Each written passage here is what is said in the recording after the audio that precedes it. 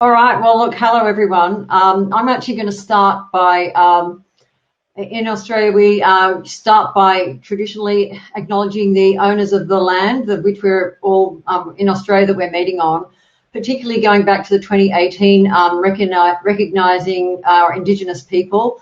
They had a real focus on the importance of women, and I thought that was really relevant today. I'm speaking from the lands of the Eora Nation and the Gadigal people, and want to pay my respects to their elders past, present and emerging. Our Indigenous people have got many things for us to learn from. And today I actually want to cover my career and a little bit on some of the work which I've done over the years. But I thought then I'd talk about some work I've done with the Australian science community looking at quantum computing and the whole opportunity commercially, and that's led to our roadmap for Australia. And then I just want to finish off with some final thoughts, just of handy hints that really helped me along the way. And I hope you don't think that's being too indulgent. So I'm going to start off with my career. It was really lovely introduction saying, I'm in an eminent role now, but I'm also at the end of my career and landed in a place where it's been just fantastic experience to be able to take all of what I've learned and then be able to, I think, pass it back and try and make the science sector work better in Australia and hopefully touch internationally. I'd like to say I was absolutely brilliant, but I'm not. When I was at school, there I am on a very exciting day where I come from a big family of kids and we never went anywhere, but we went to the zoo when I was at school. That was in the 1960s, and it was for me a memorable moment because you can see we're at the Taronga Park Zoo in Sydney, which looks out over the beautiful harbour, and then next to the giraffe enclosure, and I can still remember being enthralled by nature. However, I'm not good at spelling and writing. I was always pretty good at maths, but the idea of the world around me always excited me and trying to understand why. Even in high school, I was sort of seen as the person who was into maths and science, and I was going to be a school teacher because teaching is absolutely critical, but I really wanted to be a researcher, but I didn't know anything about it because I come from a family of more business people. My mum was an architect and my dad was an accountant. And I thought to be a scientist, you either had to be some sort of madcap person or someone related to Einstein. I also, I guess, came from a background where service was really important. I guess come from a sort of Catholic culture. And so after I finished high school, I actually thought that I might do some more engagement with our Indigenous people in Australia. And I worked with the Mother Teresa nuns in a reserve. This was in 1975 out in Western New South Wales. And back then, the engagement with our Western culture engaging with our Indigenous people was absolutely shameful at that stage. I think things have improved a lot, but we've got a long way to go. For me, that was a really important moment where I actually learned something about myself, which was I like to change the world on a big scale, and found it quite frustrating actually working on that one-on-one. I ran a little childcare centre and preschool for 3 months when I was there, and it was something which was going straight out of school from a very privileged background to seeing abject poverty and neglect was a real eye-opener about how much I wanted to change the world, I guess. So I decided my pathway to do that was through science. However, I was a physics major because it's my passion. It's also something where I found my place. And I went to Macquarie University in Sydney in Australia. And there I, as you can see there, was part of a group of people who were terrific place for me to go to university, but you can see there weren't too many girls there. There was myself who went all the way through, and then another colleague, Gina, who finished off as an undergraduate and then went into the public service. But in most of the time, though, there was this idea that, this continuous thing that in physics you sort of had to be like the people from the Big Bang Theory. And it didn't really often feel like it was a place that was for women. But luckily I had brothers who used to tease me a lot. And so I guess it gave me a lot of that, I guess, resilience to be able to navigate the system. But also I was really lucky that I had the support of the academic staff there. And so although I had my moments of sexual harassment and unwanted attention because there weren't too many girls around, I still managed to navigate that. I stayed at Macquarie and did my postgraduate work, and I did it in what was a new material back then called indium nitride. And you can see there a picture of my first page of my PhD thesis. And the thing that's really interesting with that is it was probably one of the last typed PhDs. It was just when computers were beginning to become available for being able to do word processing and be able to print things out decently. So what I did was develop a method for making the thin films of indium nitride, which I came from a Catholic convent school. So the picture at the top there, which is a coloured photograph, is a system which I made. It sort of looks almost like a cappuccino making machine or something, or a coffee machine, but it's made a plasma deposition. I calculated the energy bands to understand how the electronics worked, looked at the morphology, and made my first semiconducting devices where I put indium nitride on silicon and made heterostructures. It was great training for me. And when I finished that work, I applied for jobs in the newspaper. That was back then. You used to do that. And I got a postdoc at CSIRO, which was sort of the dream place where I wanted to work, because it was an organisation which I think I saw how it did work that made an impact, which really aligned with my values. I haven't actually worked in nitride semiconductors. I published a number of papers, but it's had a life of its own. And I think that's one of the things I love about research, is that when you have something and you do research, you publish it, you share the information, others take it on board, and it has a life of its own. So 36 years later, I've been in CSIRO for 36 years now. The work I did has been referred back to as some of the fundamental work that led to white light emitting diodes, which of course are now ubiquitous amongst all of us, and we're all going through replacing our incandescent lights with these light bulbs, and it's energy efficient and they last a long time. And I must admit, I was actually thrilled when Macquarie University in 2014 put a little press release out saying that my work was, I think I've underlined it here, my work, which I did with Professor Tansley, who was my PhD supervisor, who sadly passed away, but they pointed to the fact that my nitride work was made a little bit of a contribution to that overall ability to create light-emitting diodes in the white spectrum. And so knowing that your work makes that contribution is very addictive, and something which I guess has always made me want to keep on being engaged in research. So jumping forward to 1987, I've been at CSIRO for a little bit working in magnetics. There was the discovery of high temperature superconductivity. This was something where our organisation decided to pull a team together, and I was lucky to be part of that team because of my experience in making devices, working with thin films, and doing the sorts of measurements that were needed. It was also a time when I started having children, and so it was also a bit of a struggle where trying to work in a breakthrough science area while managing a number of different kids along the way. So I had 3 children around that time, and it didn't always work, and I'll talk about struggles later on, but it was something where I was able to manage and keep my career alive, and realize that eventually your children do grow up, and I was able to really engage more deeply. But my research in high temperature superconductivity, which is working with materials which are ceramic-like, and oxides, which are really tricky to make good quality electronic materials, developed a method to be able to create the structure which called a Joseph's injunction, which is where all the interesting physics happens.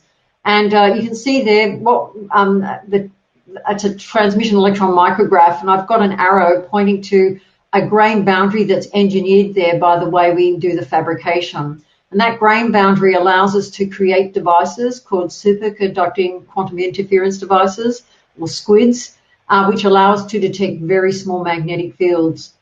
And that technology is still currently used by the CSIRO team for many different sorts of devices, and also has been adopted by other research teams around the world.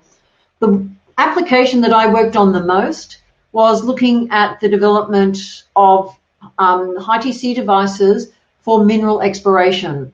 As you would probably be aware, Australia has great mineral wealth, ore body wealth, and trying to find it, though deep below the Earth's crust, is difficult because Australia has a very conducting overlay, and as a consequence, it's very difficult to use normal techniques for looking through that conducting overburden below the surface to find any ore bodies. So over the years, and you can see there, it's a long journey from the early 1990s through to the mid 2005. We went through from doing experiments where you can see as a photograph of us in the Arctic up in Canada, because we did some of our testing there, where you can see a plastic box which we bought from Woolworths to put all our equipment in, right through to having a commercialized integrated system that is commercially available now. We called it LAN-10. So we went through from developing a system, which this is out in Cooper Pedy, where we did some of our trials.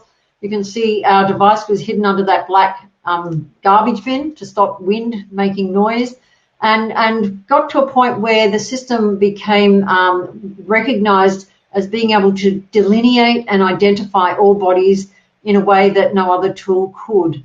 And one of our main, examples of where we had impact was working with BHP, where they had a new resource which was in a field a bit like that, and our measurements were able to show exactly where to put the first drill hole, so that as a consequence they were able to create a new mine for silver called the Cannington Silver Mine, and so it was able to come on board with 18 months earlier than originally planned, because of the ability to really delineate the ore body clearly. And so that's the sort of thing where that little grain boundary makes a contribution to the roll-on of great opportunity and productivity and wealth for a nation. So that's pretty exciting, and something which I guess led me to keep on pushing ahead. Since then, we've been using this material for a range of applications, and I've just picked one other which might be of interest. And this is where one of my colleagues, Jardu, and her team have taken that ability to make structures that are very broadband. They can operate up into the terahertz region all the way down to DC. And so she's developed devices which are looking at terahertz mixers and wireless communication links, and also Ka band mixers and receivers. And you can see there the ability to make that device and then package it up so that you're able to have the full system. And why are they interesting? These have the ability to be creating higher speed, higher capacity, long range communication links, which can be between satellites and high altitude aircraft. And so this is something which potentially has the ability to be able to really add a huge advance to our telecommunications. So finally, I just want to look at this. My history is saying I've had a fabulous life. I have gone from being a school kid who is terrible at spelling and writing. I'm dyslexic, but being able to go through the idea of having the idea of service to the community, doing lots of different things where we have outreach, making devices, and getting to a point where you're even on the front page of our local paper saying that the work I'm doing is on the right track. And now I'm the chief scientist of CSIRO, which is Australia's national science agency, where our purpose is to use innovative science and technology to solve the world's greatest challenges. And it's and I guess that's where the next thing is where quantum computing comes in. So in Australia, we actually have the most amazing research in quantum technology and quantum science. And the community came together and asked if I would support them in looking at what the future might be if we were able to grow an Australian quantum industry. And could we then have some sort of roadmap to tell us what we need to do to achieve that? And so we went about doing that and found that doing some techno-economics, that in Australia's context, we have at least a $4 billion opportunity.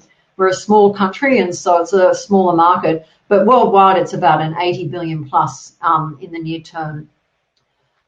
So what we did was look at what quantum institutions we've got across Australia, and this goes through showing just some of the different national bodies we have, the different states all have activities, and showing that we've got a real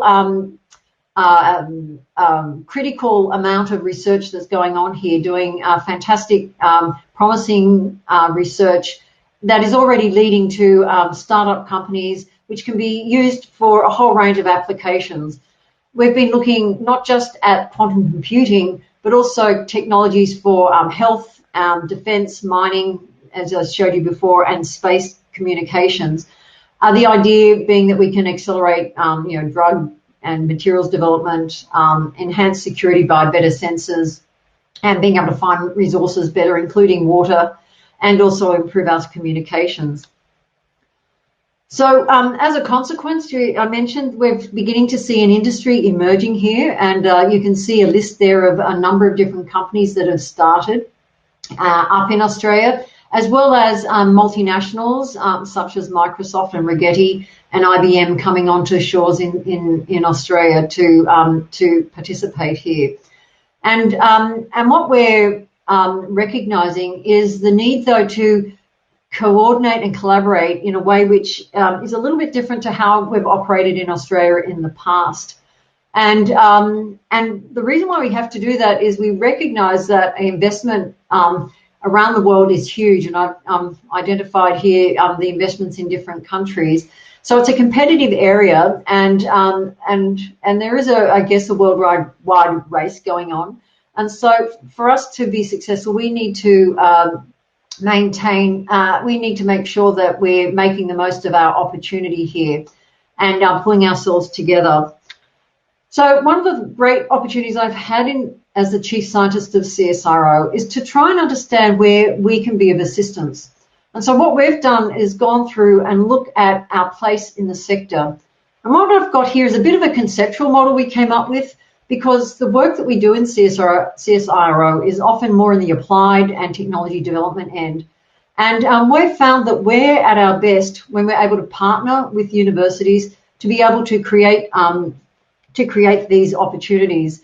And that's what we're hoping we can support the sector in Australia to do, and that we create this sort of ecosystem where basic work or low technology readiness levels can come all the way through with support of the sector working together, so that we end up with companies, government engagement, and industry to make this work.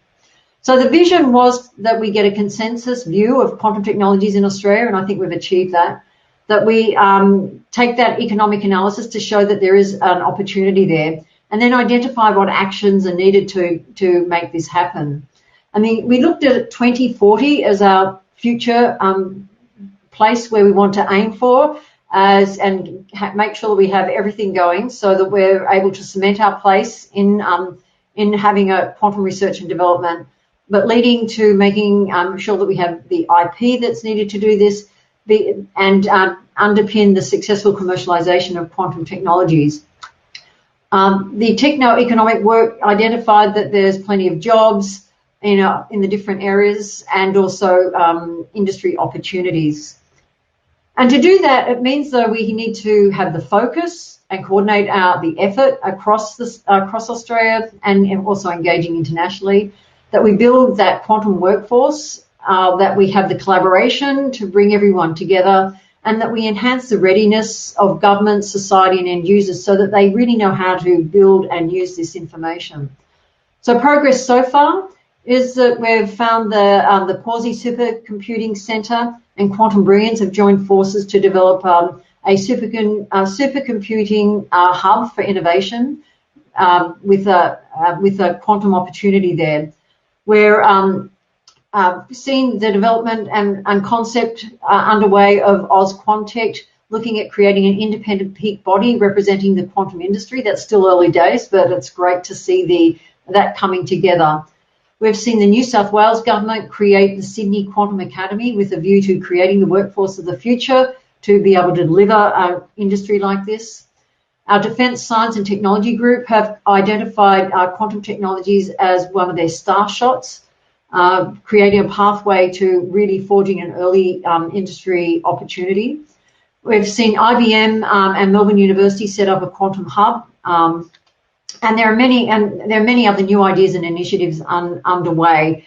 But the thing that's most important is we've got the state governments and federal governments deeply engaged and recognising that that this is something that's important and wanting to work with the broad community to make this right and happen. So the next steps are making sure we've got that preparedness so that we've got the regulations and support necessary to do that, that there are translation hubs that we can see turn these opportunities from the laboratory into commercial outcomes. And we're seeing the self-forming networks underway, which is really exciting. And I've just pointed there to the place where you can access that quantum roadmap. So just to finish off in the last few minutes, I wanted to just add a few final thoughts and handy hints. And this is more going back to the sort of personal thing of being someone who, and I'm nearly 63 in a week or so, and I've had a great career, but I've learned a lot along the way, and I thought I might just share some of those now. The first thing is that we need to recognise that when women work, economies grow, and that's something that's been recognised, and you can see it over and over again. So it's wonderful that we've got this recognition of women in quantum, because I think for the quantum industry to be successful, we really need to bring women in and support them.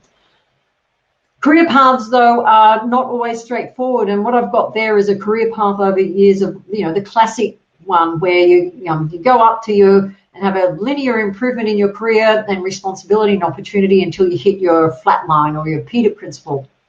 That's often for men, their career path, and women often follow that, but most women have that plateau, though, in their 30s and early 40s, where responsibility, often due to family, take over, and it means that you just can't necessarily operate at the rate you'd like. But what I've noticed is that when you hang in there, once your kids get a bit older, or the opportunities, I don't know what it is, but I've noticed that women's opportunities just take off and they keep on going, and they don't actually reach that Peter principle. They keep on going until they've decided they've had enough.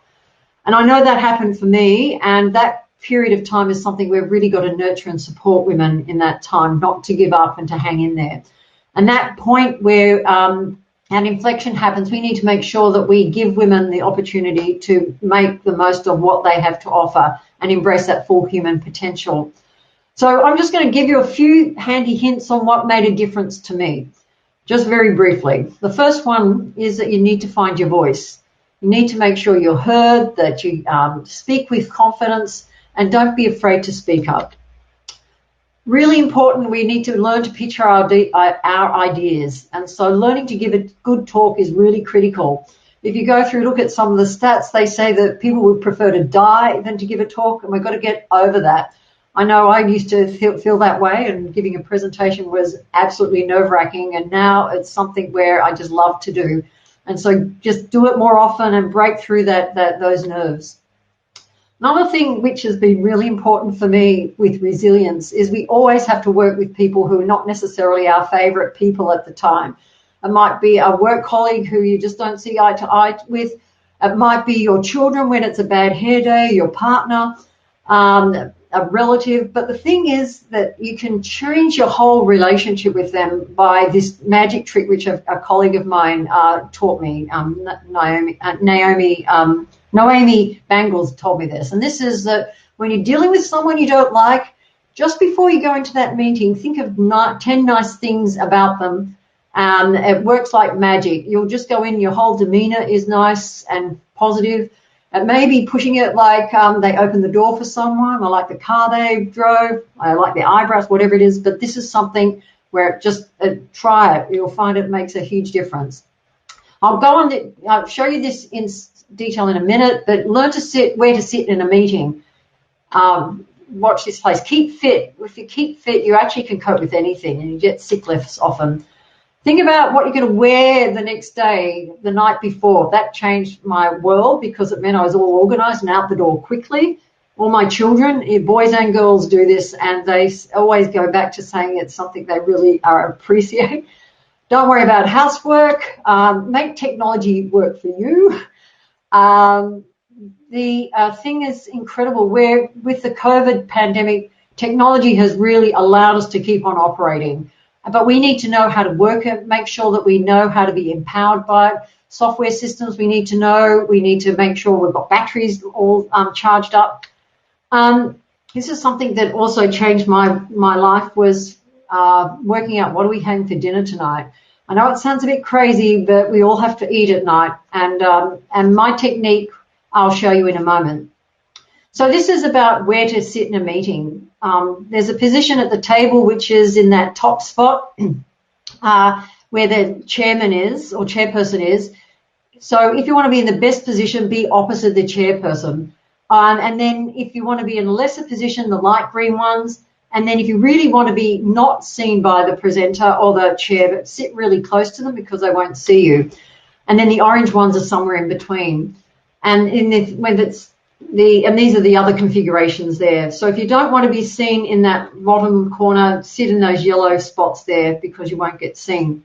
So get to meetings early and choose your power position or not if you're trying to be not seen in a meeting.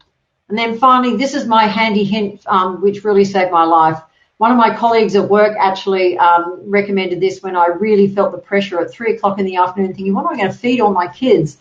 And he said, just plan, get a planner, work out the meals, do the shopping, and just get whoever gets home first gets to do the cooking. And it changed my life, actually. It took that pressure off. And just to let you know, as I mentioned, life isn't always fantastic. I did get divorced, and the person who told me this was such a great inspiration for me that I actually married him. So just to give you an idea that it might sound like I've had the most wonderful, perfect life. It has been terrific, and there's me with my children. I've got a blended family of 6 kids, 3 of my own and 3 stepkids. We've been together for about 20 years. But we've got to a point now where, life is great. But it hasn't always been good. You have the moments. So you'd think your children would get to a point when they stop hurting themselves, like one son throwing something at another and getting having to get stitches. On the other extreme, kids ringing you at 3 o'clock in the morning having written off their car. Or this one, you can say, pick which one is my daughter, who didn't quite have her stuff for her ballet class. She's now 29 and an oncologist specialist, so it didn't damage her. My children all went to long daycare from 11 weeks onwards, and they've grown up. They're adults now, and they love their mother, and they're completely normal. I've done the experiment. So to finish off, guiding thoughts are, when you're avoiding tasks or making decisions, remember to have courage. And when you're bogged down in the details, just lift your vision up and look at the horizon and think about what is your vision. And then finally, when you need direction, just remember your values. You can't go wrong with those. These have been my guiding principles, which I have to thank the reference to Mary Williams and Caroline Emerson, who had that in their book, that Practical Handbook for Women in Engineering, Science and Technology. These have been absolutely critical to me and just made a huge difference to keep it tight and be able to have, basically a great career and a great life. So thank you for that.